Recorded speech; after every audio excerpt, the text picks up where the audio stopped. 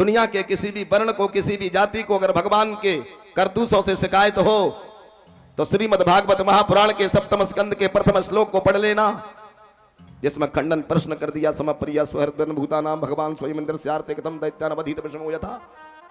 जहां प्रश्न कर देते हैं भगवान द्वेष करते हैं, वो देवताओं की रक्षा करते हैं, दैत्यों को मारते हैं। नहीं नहीं, ये प्रहलाद हिरण्यकशिपु जैसे दैत्य का बेटा है, लेकिन इसने धर्म पूर्वक जीवन जिया, सनातन संस्कृति पूर्वक जीवन जिया, तो भगवान ने राजा प्रहलाद को बनाया है।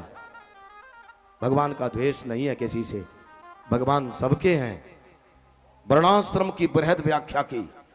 वर्ण 4 हैं, ब्राह्मण, क्षत्रिय, वैश्य और शूद्र, और इनका कल्याण, ब्राह्मण अगर अपने धर्मों के अनुसार चलेगा, ब्राह्मण का धर्म है यज्ञ करना, यज्ञ कराना, दान देना, दान लेना, पढ़ना और पढ़ाना। सबसे प्रथम कार्य यज्ञ करना, यज्ञ कराना। और ये बात जब आती है तो मुझे पूज्य महाराज श्री का स्मरण जरूर होता है।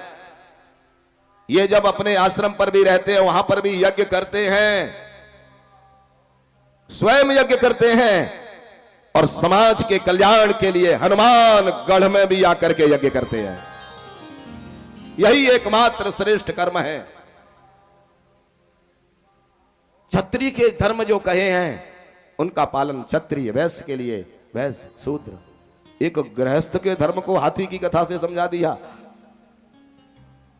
आप समझ लेना आप कितने अच्छे हैं, हम कितने अच्छे हैं, गृहस्थ कितने अच्छे हैं, जिसको समझाने के लिए हाथी का उदाहरण।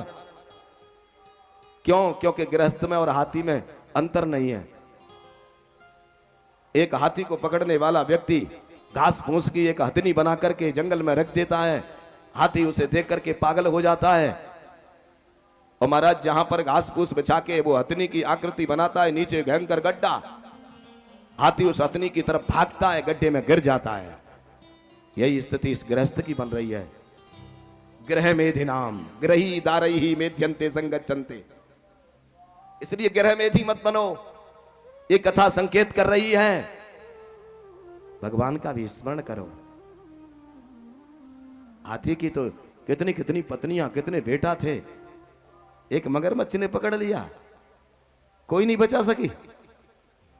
जिस दिन वो यमराज वो काल पकड़ लेगा, कोई नहीं बचाएगा। हाथी ने केवल भगवान की शरण ले ली, गति हो गई। आप भी भगवान की शरण ले लो, बस इतना सा संकेत है इस कथा का।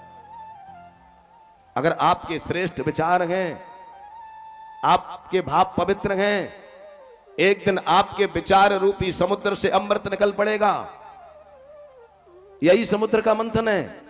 इन विचारों का मंथन करो पुराणों के माध्यम से, गुरुओं की सन्निधि के माध्यम से विचारों का मंथन करिए, अपने कर्म का मंथन करिए। हमने आज कैसा अच्छा काम किया, कोई बुरा तो नहीं किया।